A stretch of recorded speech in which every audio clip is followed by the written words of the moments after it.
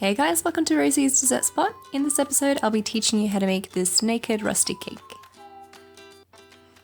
First, I'm going to teach you how to make the recipes. This is a sponge cake recipe. I'm adding my salt and my custard sugar and my eggs. I'm going to beat that with a whisk until nice and fluffy. Should take about 10 minutes. Then I'm going to add in some vanilla extract. And you'll know it's ready when you can make a figure 8 with the batter.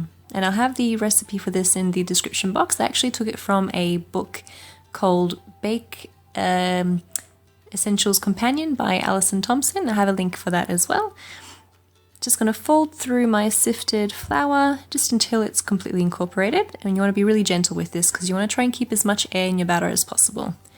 Going to add in my melted butter and again just beat that, fold that through till it's all incorporated.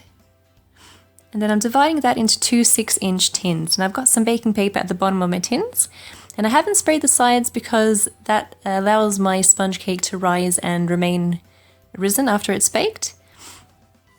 So I'm going to bake those off at 170 degrees. Now mine took about a good 40 minutes. In the meantime, I'm going to make some sugar syrup for the sponge. So I've got equal parts of water and sugar, and again I'll have that recipe in the description box below. Just going to stir that lightly and let it come to a simmer. Let that simmer for about 5 minutes. After it's cooled down a bit, I'm going to add in some cherry brandy. You don't have to do this, you could also just add in vanilla extract or lemon extract or anything else, or you could even just leave it plain as well. And that's the cherry brandy syrup. I've let my cakes cool and I've run a knife around the edge of the cake tin to release it.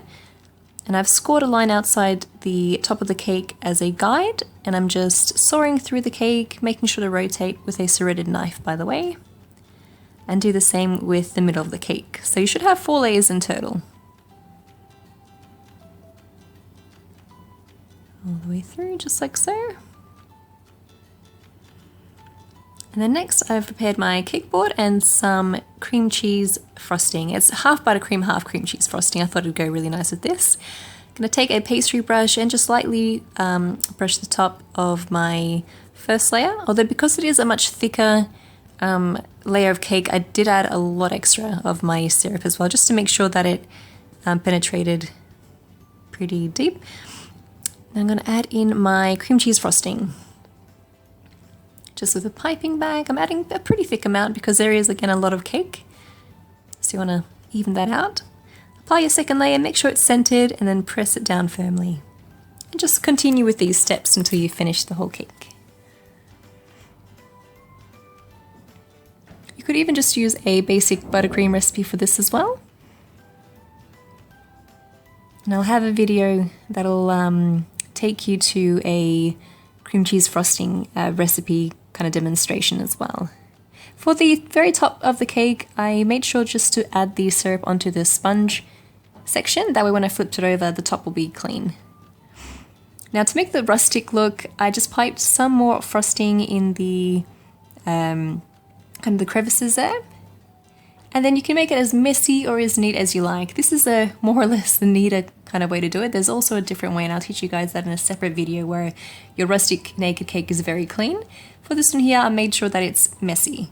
I wasn't too satisfied with that, so I kept going around the cake, and eventually I covered pretty much the whole cake in a very fine layer of buttercream, but I wanted to make sure that you could see where the cake layers started and ended.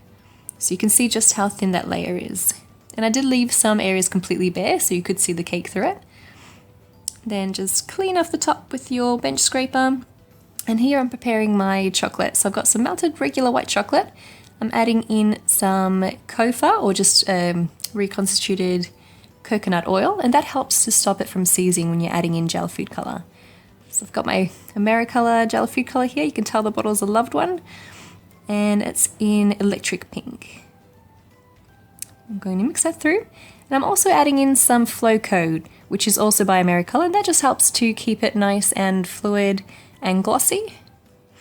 And the consistency that you're looking for should be something like this.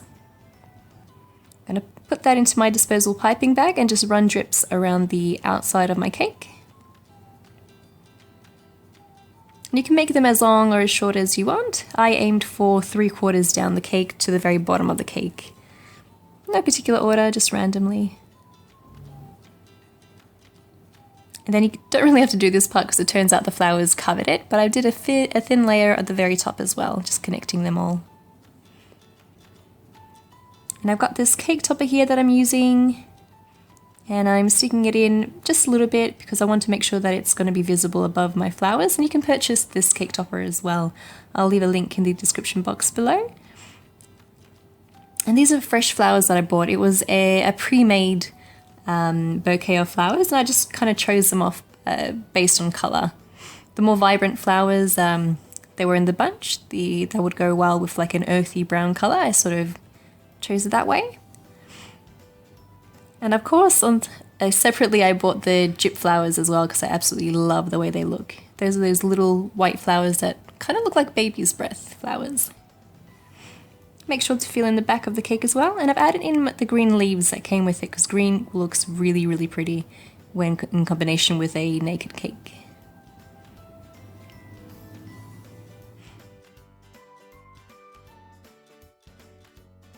And that's how you make this very easy naked cake with fresh flowers. Thanks guys for tuning in. I hope you enjoyed this video tutorial. It's a very kind of cool cake, it's something really different. I like the way the colours work with the rustic look as well. When you have a naked cake, vibrant, really bright colours look really, really nice. I also am selling the cake topper as well. If you guys are interested, I'll leave a link in the description box below for where you can go ahead and kind of follow to purchase that one. The vanilla sponge cake recipe I actually got from this book, which was given to me by my partner and his family for Christmas. It's an amazing, really comprehensive book, has really great recipes. It's on page 375.